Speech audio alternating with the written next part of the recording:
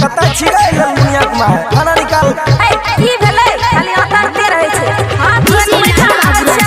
जल्दी आ भूख लागल छै जोर से आइए ले आइ रे तोरा ई की बनैली के दिमाग नहीं काम करे छै की बनैलिए तोरा नहीं दिखा पड़ै छ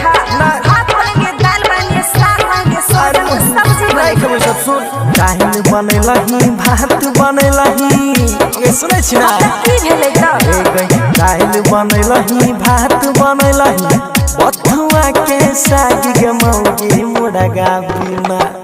के मौगिया मुर्गा बिना पैरा दलही मुद खराब के मौगी मुर्गा बिना अच्छा पैरा दलही मुद खराब के मौगिया मुर्गा बिना सुना सोहजन के सब्जी खाइला वाला मुझे चुइस के लेला सवाद सैया मुर्गा बिना करे जा मुर्गा बिना आज छुछे बिना शराब सैया मुर्गा बिना आई तू छुछे बिना शराब सैया मुर्गा बिना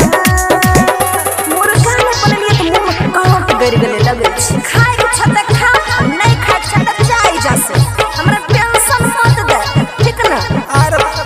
तोरा बेसी टेंशन छौ मारबो बस का पार फायदा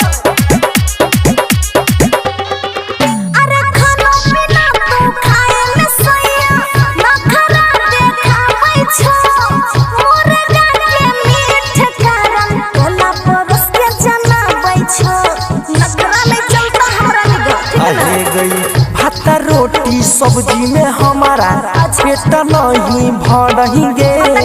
खस्सी मुर्गा के मीठ खाई के अन्न हमारा करेंगे तनी खेसी चलै भोजे नशा देखै त हम नहीं हर चली जइबा सैया मुर्गा बिना करे जा मुर्गा बिना जाके पापा घरे रही जइबा सैया मुर्गा बिना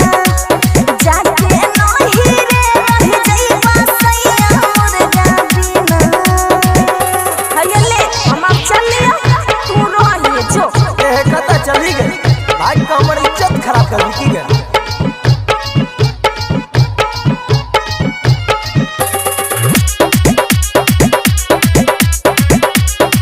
ए हो बेर बेर नहीं देल करो हमरा तू गाली हो मुंड नहीं खराब करो सैया सारा दे हो